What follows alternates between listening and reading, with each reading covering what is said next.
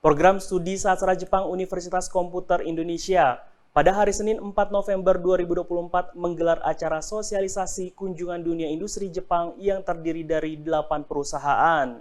Kegiatan sosialisasi tersebut mengusung tema dunia usaha dan industri di Jepang, peluang dan tantangan.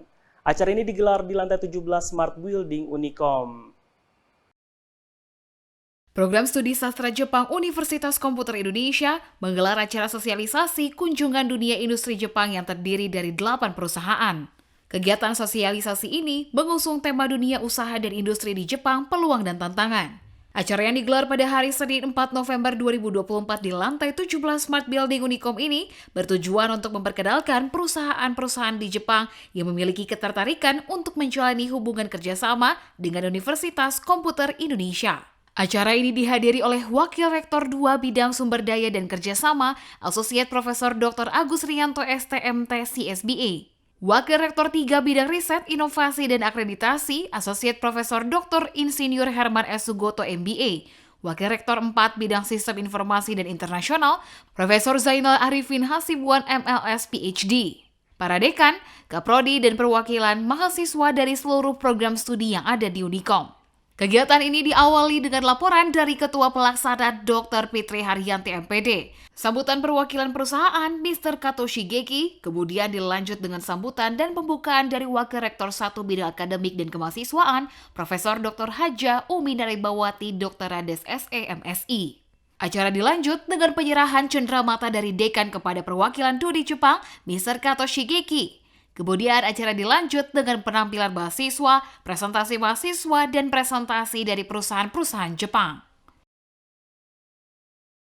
Pada hari ini, Senin tanggal 4 November 2024, Program Studi Sastra Jepang menerima kunjungan dunia industri Jepang yang terdiri dari 8 perusahaan.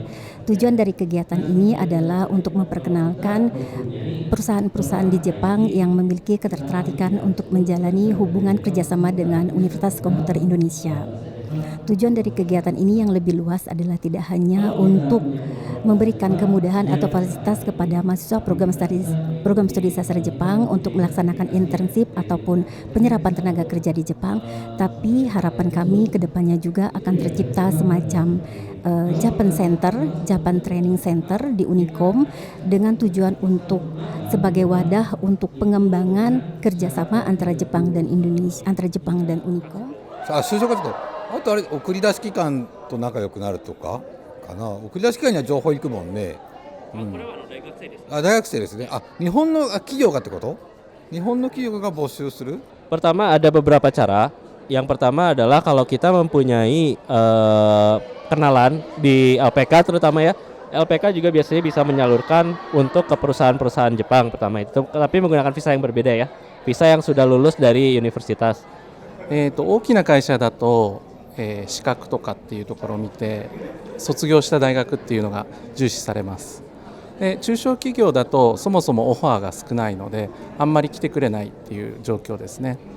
中小企業の場合は Lalu pertama adalah kalau misalnya kita berbicara perusahaan besar yang seperti di Indonesia, perusahaan besar itu pasti sama melihat lulusan mana ya, kalau di Jepang ya sama juga. Cuman kalau kita berbicara perusahaan menengah itu karena jarang perusahaan menengah di Jepang jadi kurang tahu juga. Tapi kalau misalkan menengah ke bawah perusahaannya, maksudnya menengah ke kecil ya, perusahaan kecil itu biasanya selain dari lulusan mana itu nggak terlalu penting, tapi kita lebih lihatnya orangnya seperti apa sih dan bisa kalau bekerja dengan orang ini apa yang bisa kita capai bersama-sama, itu yang dilihat gitu. Saya lulus di tahun 2018 ya, jadi ngaret 1 tahun. Karena apa? Karena harus internship dulu ke Jepang begitu, jadi harus ngambil cuti 1 tahun ya waktu itu begitu. Tantangan pertama ya waktu ke Jepang itu adalah bahasa tentunya, karena di kampus kita belajar bahasa secara menyeluruh, tapi masalahnya adalah kita tidak mengaplikasikan itu setiap hari begitu. Karena kita kan tinggal di Indonesia menggunakan bahasa Indonesia ya. Jadi tantangannya adalah apa yang dipelajari itu diaplikasikannya itu agak sulit buat saya gitu. Jadi pemakaian di lapangannya seperti apa itu membuat agak bingung awalnya begitu. Cuman ketika semakin terbiasa sih langsung paham kembali bahwa yang diajarkan di kampus itu sudah terbaik begitu. お菓子の古川と申します。お菓子の卸売を日本の九州長崎というところでやっておりまして、お菓子の卸売販売と自社オリジナルの商品開発をして県外にも販売をしております。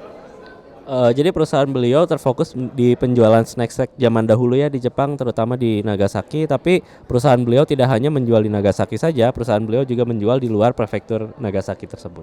私は箱舟一座という同人サークルをやっています、ラジオドラマという音声だけの物語とか、あとオリジナルの音楽を作って発表しています。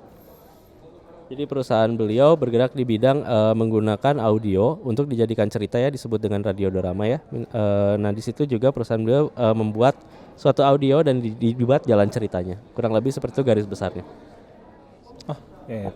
会社名がケアサプライ小倉という会社ですね、介護事業をやってる会社になります。 Jadi perusahaannya bernama Care Supply Kokura. Perusahaannya bergerak di bidang caregiver manula-manula ya.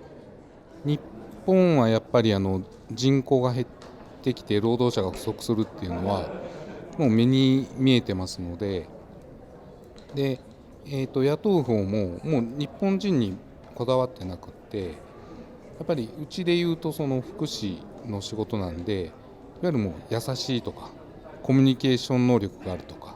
Pertama-tama adalah kondisi Jepang yang dimana kekurangan pekerja, dan meskipun kita nunggu pekerja orang Jepang itu nggak datang-datang ya karena memang sangat minim. Jadi kalau misalkan orang Indonesia datang ke sana, karena kita juga beliau sudah lihat orang Indonesia seperti apa langsungnya di acara hari ini, sangat ramah tamah tentunya dan juga sangat antusias. 有限会社角田ゴム加工所の角田と申します。ゴムをですね、加工する仕事をしております。